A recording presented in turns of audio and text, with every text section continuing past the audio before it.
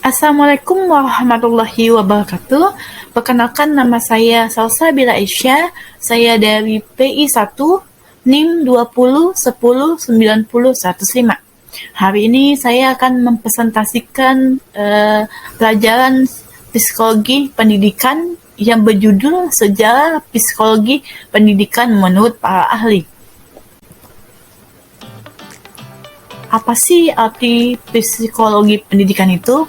Nah, psikologi pendidikan adalah cabang blok psikologi yang mengkhususkan diri pada cara memahami pembelajaran dan pembelajaran dalam lingkungan pendidikan.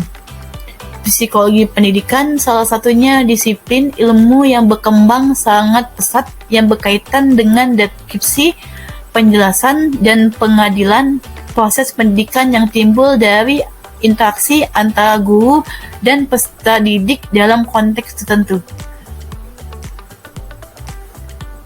Ada juga latar sejarah psikologi pendidikan. Apa sih latar sejarah psikologi pendidikan itu? Nah, perkembangan psikologi pendidikan dimulai bermula abad ke-20 yang ditandai dengan adanya penelitian psikologi yang khusus memberikan dampak besar terhadap teori-teori dan praktek pendidikan. Ada juga beberapa tokoh yang terlibat dalam penelitian tersebut, yaitu antara lain ada Terman, Todek, dan Jude. Aliran-aliran psikologi yang berkembang pada permulaan abad ke-20 itu mempelajari tentang perilaku dan proses belajar dari sudut pandang yang berbeda-beda, yang mempengaruhi terhadap perkembangan teori dan praktek pendidikan. Teori-teori tersebut antara lain yaitu ada behaviorisme atau Watson, yang kedua ada psikoanalisis yaitu Freud, dan Gestalt yaitu Kohler dan Kafka.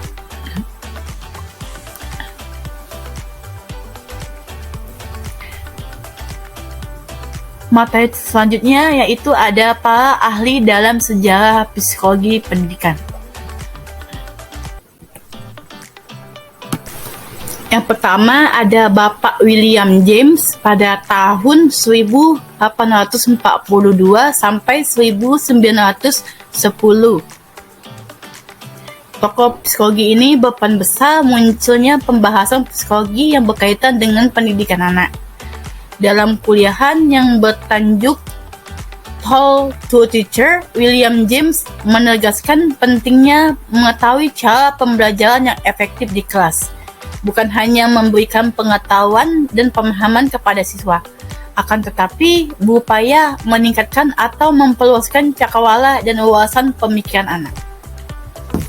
Yang kedua ada Bapak John Dewey pada tahun 1859 sampai 1952. Tokoh ini berperan besar berbentuk psikologi pendidikan.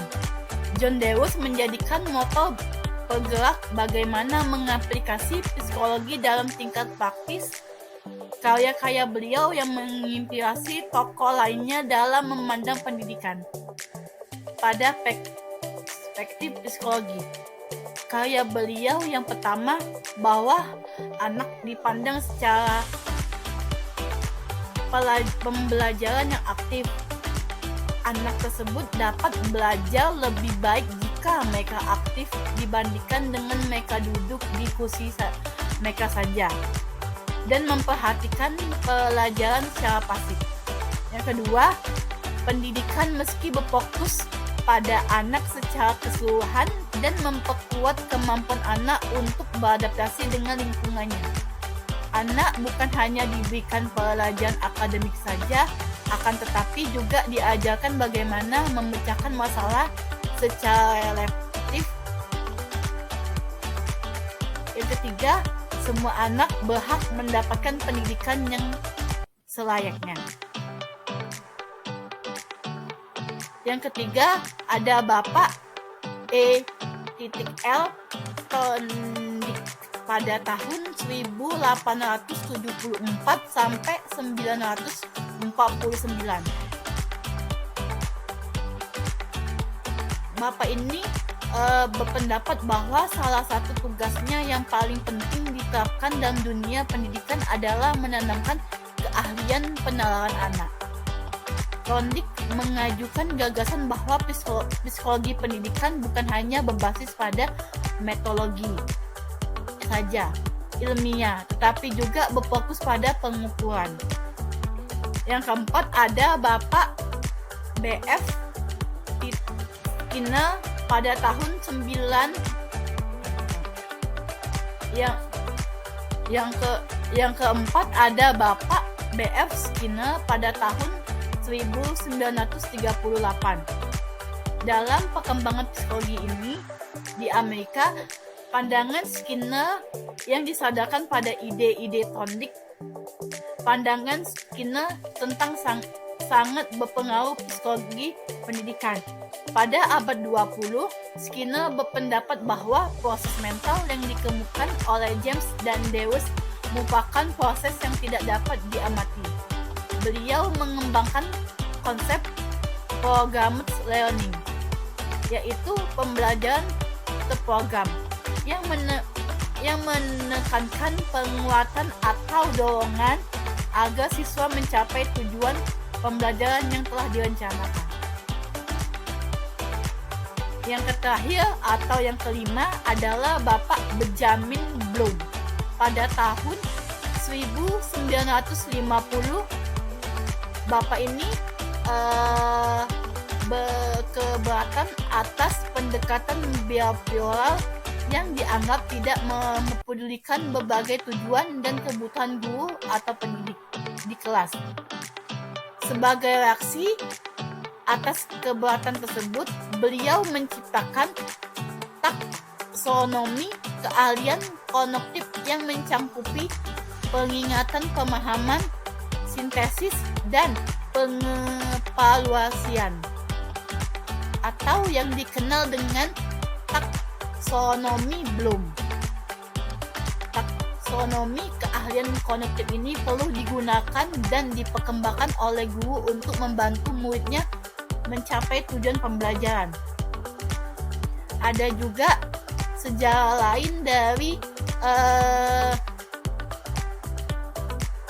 Bapak Benjamin Bloom ini, yaitu pada akhir abad tahun 20 terjadi revolusi kognitif dalam psikologi yang berimplikasi pada pengaplikasian konsep psikologi kognitif seperti memori, pemikiran, dan penalaran untuk membantu murid dalam proses belajar, mengajar, dan upaya pencapaian tujuan pembelajaran.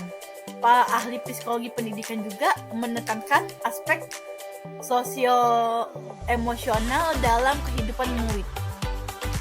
Mereka menganalisis sekolah sebagai konteks sosial dan mengkaji peran kultur dalam pendidikan. Sekian presentasi dari saya. Mohon maaf jika ada kata-kata salah yang saya ucapkan. Wassalamualaikum warahmatullahi wabarakatuh.